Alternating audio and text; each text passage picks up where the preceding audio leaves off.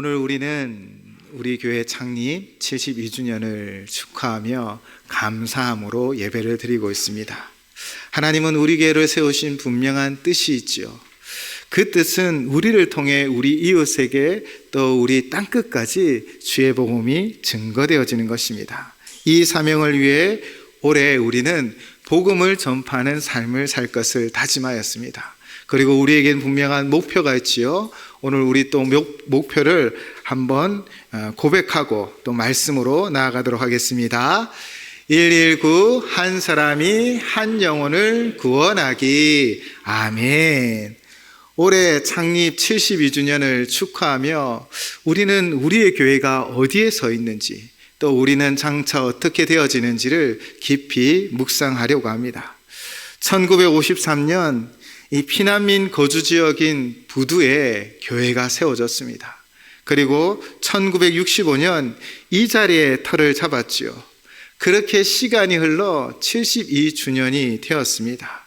굽이굽이 흐르는 강물처럼 사실 이 72년이라는 세월 속에는 우리가 알지 못하는, 우리가 기억하지 못하는 수많은 일들이 있었을 것이고 또 수많은 어려움이 있었을 것이고 또 수많은 기쁨이 우리 가운데 있었을 줄을 믿습니다.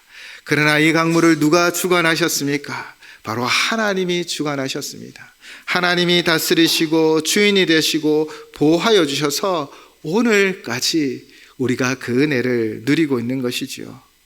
정말 우리 교회의 시작은 어디에서부터 시작되었을까요? 사람들이 회의하고 결정하여 당회에서 결정하고 재직회에 결정하여 시작된 것이 아니라 바로 하나님의 부르심과 계획으로부터 시작되었음을 믿습니다. 그 하나님의 부르심과 계획대로 당회가 열리고 재직회가 열려 초량교회로부터 우리 교회 60주년 기념으로 세워진 것이지요. 그 시작은 바로 하나님의 부르심과 계획 속에 있습니다. 하나님은 우리를 통하여 이루고자 하는 분명한 뜻이 있을 줄을 믿습니다. 우리는 그 뜻을 이루고 그 뜻을 이루어 하나님 영광 돌려 드려야 하는 것이지요. 믿음의 조상 아브라함을 하나님이 부르셨습니다. 창세기 12장 1절에서 3절까지 말씀입니다. 여호와께서 아브라함에게 이르시되 너는 너의 고향과 친척과 아버지의 집을 떠나 내가 내게 보여줄 땅으로 가라. 내가 너로 큰 민족을 이루고 내게 복을 주어 내 이름을 창대하게 하리니 너는 복이 될지라. 아멘. 3절입니다. 너를 축복하는 자에게는 내가 복을 내리고 너를 저주하는 자에게는 내가 저주하리니 땅의 모든 족속이 너로 말미암아 복을 얻을 것이라 하신지라. 아멘. 아브라함을 부르셨습니다. 이 부르심에는 하나님의 분명한 목적이 있으셨습니다. 하나님의 아브라함을 어떻게 하시겠다고요?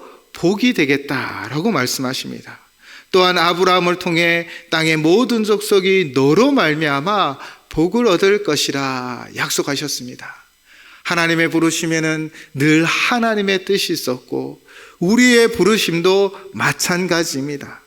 믿음으로 하나님을 섬기며 순종하는 우리를 통하여 하나님은 우리를 복되게 하여 주실 것이고 또 우리가 함께 모여 함께 믿음 생활하는 이 연산제일교회를 복되게 하시며 축복의 통로가 되어지게 하실 줄을 믿습니다. 우리 교회를 통해 우리 이웃이 살고 또 우리 교회를 통하여 땅끝까지 이 생명의 복음이 증거되어질 것입니다. 그 이유가 무엇입니까? 바로 우리 교회는 그 부르심으로부터 시작되었기 때문입니다.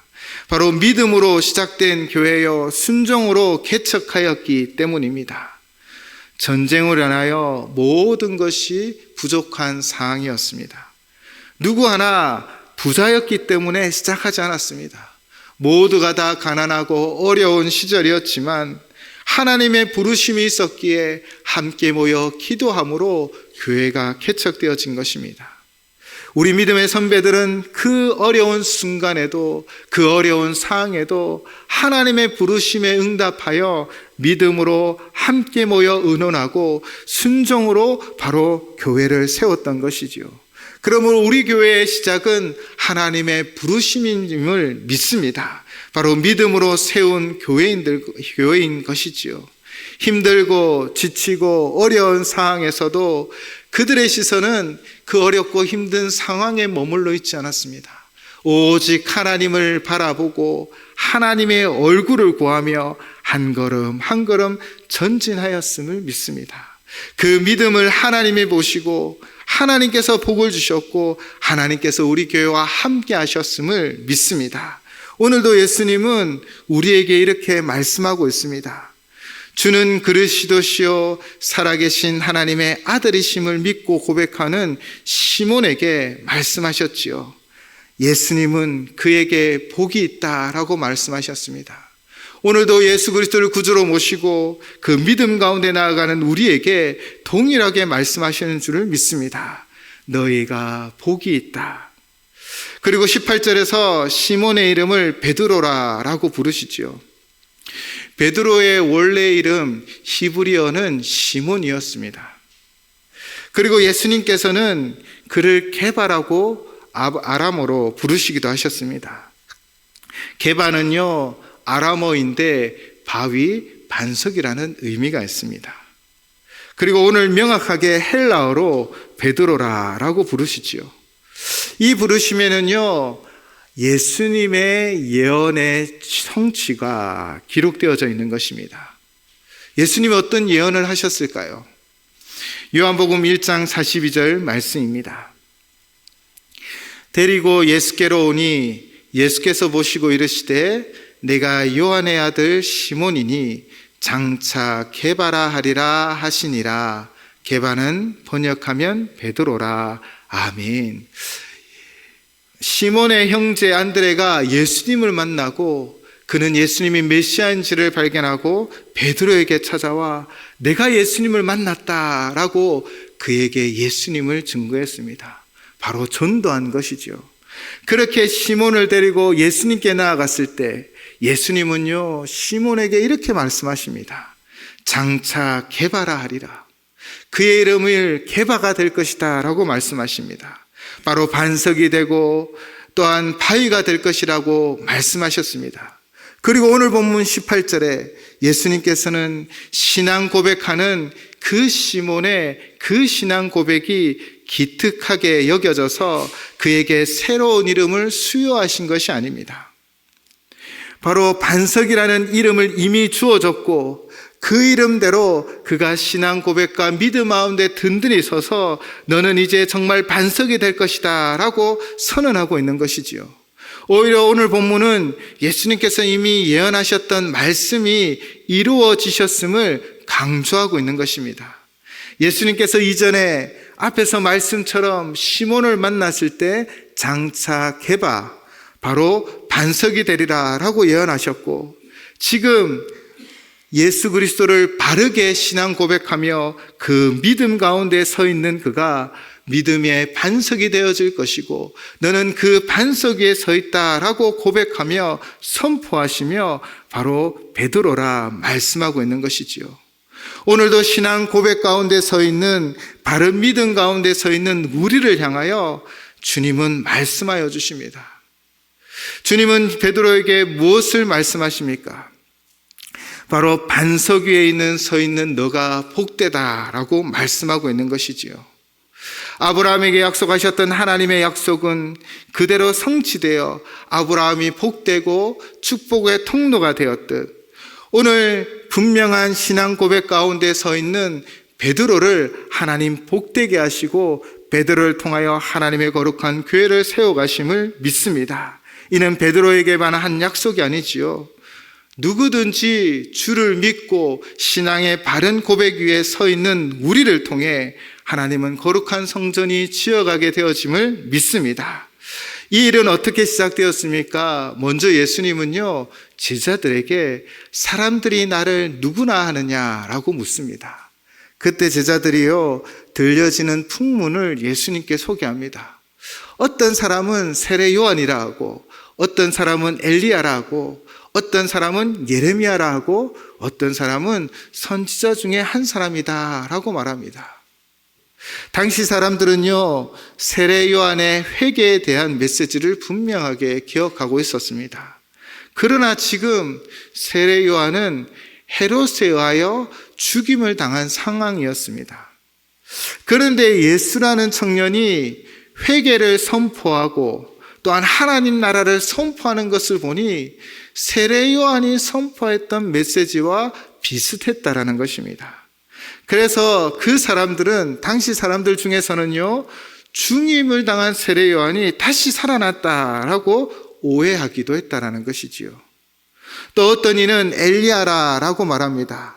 그 이유는 말라기 말씀의 성취로 보았기 때문입니다. 말라기 4장 5절 말씀입니다. 보라, 여호와의 크고 두려운 날이 이르기 전에 내가 선지자 엘리야를 너에게 보내리니. 아멘. 바로 이 약속의 말씀의 성취가 되는 이 시절이기에 바로 이 약속의 말씀처럼 엘리야로 먼저 보내어졌고, 즉 예수님이 그 능력과 가르침이 엘리야의 능력과 가르침과 유사하기에 이 말씀의 성취대로 엘리야일 것이다 라고 말했다라는 것입니다. 또 어떤 일은요, 예레미야 선지자를 언급합니다. 눈물의 선지자 예레미야, 남유다의 멸망을 바라보며 그는 애통해하며 눈물을 흘리며 하나님 말씀을 증거하였지요. 예수님도요, 누가복음에 보면 예루살렘을 바라보며 우는 장면이 기록되어져 있습니다. 또한 성전의 타락됨을 꾸짖으셨고, 당시 종교 지도자들의 그 잘못을 꾸짖었던 것이 바로 예레미야 모습을 연상케 하기 때문에 예레미야와 같다라고 말하기도 했습니다. 또 다른 이들은 선지자 중 하나라고 말하였지요. 예수님의 정확한 정체는 알 수 없지만 그러나 하나님 보내주신 선지자 중에 한 명이겠지라고 생각했다는 것입니다. 즉 당시에 많은 사람들은 예수님을 단순히 도덕적인 교사 또는 선지자, 종교 지도자로 생각하고 하나님의 아들 구세주자라고 고백하지 못했다라는 것입니다. 이런 상황 가운데 예수님은 다시 제자들에게 묻습니다. 너희는 나를 누구라 하느냐? 이 질문으로부터 오늘 본문은 시작되어지고 이 질문에 베드로는 이렇게 대답하지요. 오늘 본문 16절은 우리의 신앙 고백으로, 믿음으로 우리가 함께 봉독하도록 하겠습니다. 16절 말씀입니다. 시몬 베드로가 대답하여 이르되 주는 그리스도시요 살아계신 하나님의 아들이시니이다. 아멘. 베드로는 고백합니다. 주는 그리스도이십니다. 기름 부음 받은 메시아입니다. 이 기름 부음 받은 메시아라는 의미는요, 구약에는 당시 기름 부음 받은 직분이 세 가지가 있었습니다. 바로 왕이요, 제사장이요, 선지자들이었습니다. 그러므로 주는 그리스도시요 기름 부음 받은 자라는 그 의미 속에서는요, 왕이신 주님, 예수님은 우리의 삶의 진정한 주인이시요 우리를 다스리시는 분이십니다 라는 고백과, 제사장으로서의 주님, 예수님은 우리의 죄를 위한 유일한 중보자이십니다 라는 고백과, 선지자로서의 주님, 하나님 아버지의 뜻을 계시하여 주시고 가르쳐 주시는 분이십니다 라는 분명한 고백이 담겨 있습니다. 그리고 베드로는 단순히 선생이나 제사장, 선지자로만 그분을 바라본 것이 아니라 바로 기름 부음 받은 우리의 진정한 메시아이심을 고백함으로 주는 그리스도이십니다 라고 고백하고 있는 것입니다. 베드로는요, 예수님이 진정한 메시아임을 고백하고 있는 것입니다. 그리고 또 하나의 고백은 무엇입니까? 살아계신 하나님의 아들이라는 고백입니다. 단순히 하나님의 사자, 예언자, 사람이 아니라 바로 예수님은 하나님의 본체이시요 그분과 본질상 같은 분이심을 고백하고 있는 것입니다. 하나님과 같은 분이시지만 그러나 우리를 위하여 이 땅에 오신 그렇게 하나님과 같은 분이심을 고백하고 있는 것이지요. 베드로의 고백은 신적 존재로서의 그분의 정체성을 고백하고 있는 것입니다. 베드로는 주님과 함께 수많은 병자가 낫는 것을 보았습니다. 베드로는 주님과 함께 5,000명을 먹이시는 주님의 능력을 보았습니다. 베드로는 주님과 함께 바다를 풍랑을 잔잔케 하시며 물을 걸어오시는 예수님을 바라보았습니다. 그의 시각은 이제 변화되어서 진정한 메시아여 하나님과 같은 분이다라고 고백하고 있는 것입니다. 이것이 바로 베드로의 신앙 고백입니다. 베드로의 이 신앙 고백 위에, 이 반석 위에 베드로는 든든히 서 있다라는 것이지요. 오직 예수님만이 나의 구세주가 되시고 예수님만이 나의 왕이시며 주인이시고 예수님은 나의 하나님이십니다 라는 고백을 지금 베드로가 하고 있는 것입니다. 사랑하는 성도 여러분, 베드로가 이 믿음의 반석 위에 서 있는 것처럼 우리 또한 우리 신앙의 믿음의 반석 위에 서 있어야 합니다. 우리는 매주일 사도신경을 고백하고 있습니다. 바로 이 사도신경이 우리 믿음의 근원이 되어지는 것이지요. 이 고백에 대하여 예수님은 17절로 말씀하십니다. 예수께서 대답하여 이르시되 바요나 시몬아 내가 복이 있도다. 이를 내게 알게 하니는 혈육이 아니요 하늘에 계신 내 아버지시니라. 아멘. 바요나 시몬아 내가 복이 있도다. 바요나라는 말은 요나의 아들이라는 의미입니다. 바요나라는 말이지요. 요나, 즉 요한의 아들 시몬아 내가 복이 있다라고 말씀하십니다. 아브라함을 부르시며 하나님은 그에게 복이 있다라고 말씀하신 것처럼 이 시몬을 부르시며 복이 있다라고 말씀하십니다. 무슨 복이요? 무슨 의미입니까? 여기에는 놀라운 하나님의 은혜가 담겨 있습니다. 예수님은 계속해서 이렇게 말씀하십니다. 이를 내게 알게 하니는 혈육이 아니요 하늘에 계신 내 아버지시니라. 아멘. 베드로가 뛰어난 지식이 있고 권세가 있고 능력이 있어서 그가 복받은 것이 아닙니다. 그의 복받음은 하나님이 택한 자녀이기 때문입니다. 하나님이 택하여 세우셨기 때문입니다. 이는 지금도 마찬가지입니다. 우리가 구주를 믿고 고백하는 것은 우리로부터 시작되어진 것이 아닙니다. 하나님이 택하셨고 하나님이 부르셨고 예수 그리스도로 의롭게 하셨고 또한 결국 영화롭게 하여 주실 줄을 믿습니다. 바로 하나님으로부터 시작되었다라는 것입니다.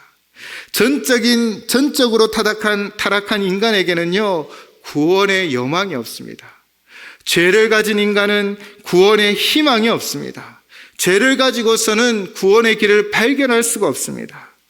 그러나 하나님께서 독생자를 아낌없이 보내어 주셔서 예수 그리스도를 알게 하여 주셨고 예수 그리스도를 듣게 하여 주셨습니다. 이를 알게 하셨고 이를 믿게 하셔서 우리의 삶이 복되게 하셨다라는 것입니다.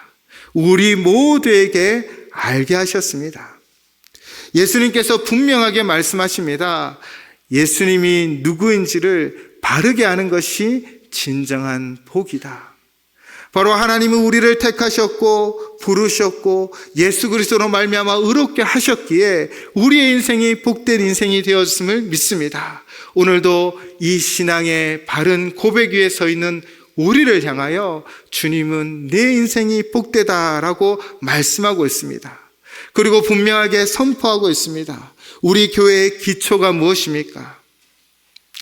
제가 군 생활을 할 때 군종으로 일하면서 또한 행정반 일도 했습니다. 그때 다른 중대에 천주교 신학생이 들어왔지요. 그 친구와 이런저런 이야기하게 되었습니다. 그 친구도 이 천주교 군종으로 활동하기 시작했기 때문이죠. 제가 그 친구와 이야기하면서 교황 제도에 대하여 함께 나누었습니다. 그는 18절 오늘 이 말씀을 이야기하면서 베드로를 통하여 교회를 세우겠다라고 말씀하셨고, 그래서 베드로를 이어 세워진 교황을 통해 천주교회가 세워졌다라고 말하는 것입니다. 저는 그에게 이 베드로라는 사람이 아니라 바로 신앙 고백 때문이다라고 말하였지요. 그러나 그 논쟁은 정말 길게 진행되어졌습니다. 지금은 조금 분위기가 바뀌었지만 천주교에서는요, 교황 무호소를 주장하고 있습니다. 교황은 죄가 없고 또 오류가 없다라는 것입니다. 어떻게 사람이 완전할 수 있습니까? 교회는 사람이 아니라 바른 신앙 고백 위에 세워진 것입니다. 그러므로 어떤 사람이든지 강한 사람이든지 약한 사람이든지 지식이 많은 사람이든지 지식이 얕은 사람이든지 어떤 사람이든 바로 이 신앙 고백 위에 바른 믿음 위에 교회는 세워지고 우리의 인생이 건축되어짐을 믿습니다. 바로 하나님이 택하시고 부르셨고 그 부르심에 따라 우리는 바른 신앙 고백 위에 우리의 인생을 건축해 가고 있는 것이지요.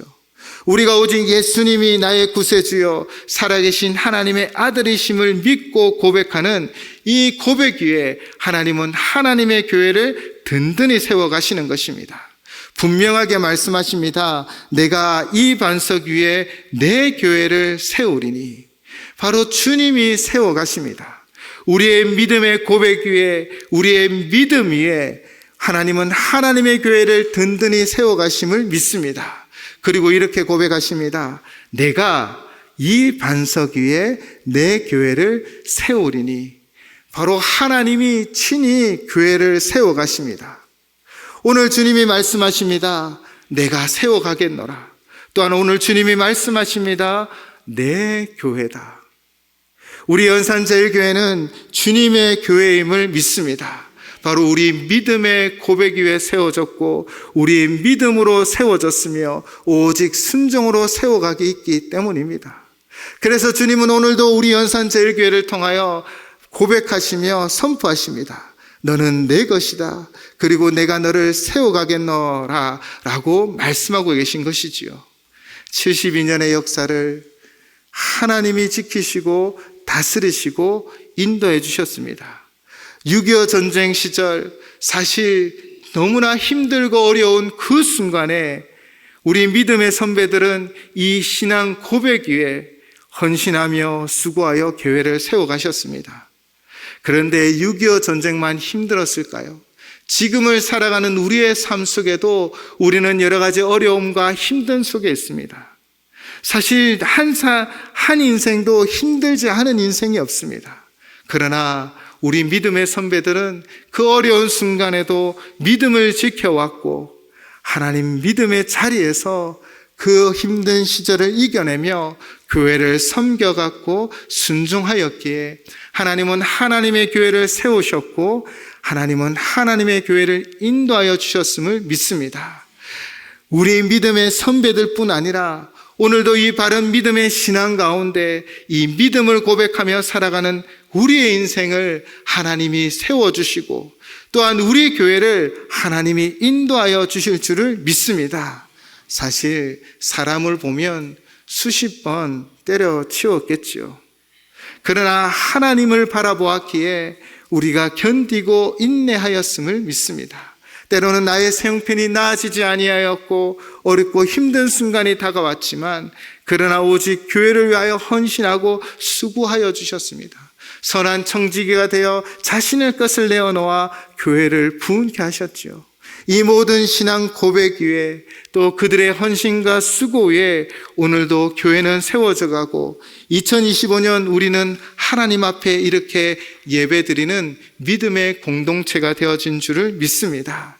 사랑하는 성도 여러분, 뒤돌아보면요 모든 것이 다 하나님의 은혜였습니다.